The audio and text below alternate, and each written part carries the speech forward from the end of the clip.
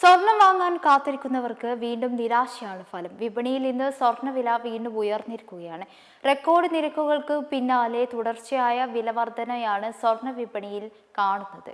പവന് 640 രൂപയാണ് ഇന്ന് വർദ്ധിച്ചിരിക്കുന്നത്. ഇതോടെ ഒരു പവൻ സ്വർണത്തിന്റെ വില 1,20,240 ആയിട്ടുണ്ട്. ഗ്രാമിന് ആനുപാതികമായി 80 രൂപയാണ് വർദ്ധിച്ചത്.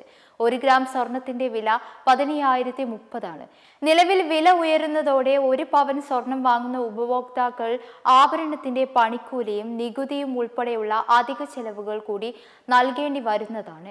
അതിനാൽ ആഭരണം വാങ്ങുന്നവരുടെ യഥാർത്ഥ ചെലവ് നിലവിലെ സ്വർണ്ണവിലയേക്കാൾ കൂടുതലായിരിക്കും. ഈ കഴിഞ്ഞ 5 ദിവസത്തിനിടെ 6,640 രൂപയാണ് സ്വർണത്തിന് കൂടിയിരിക്കുന്നത്. മാസാരംഭത്തിലെ വിലയുമായി താരതമ്യം ചെയ്യുമ്പോൾ ഒരു പവന് 12,000 രൂപയിലേറെ വർധനവാണ് രേഖപ്പെടുത്തിയിരിക്കുന്നത്.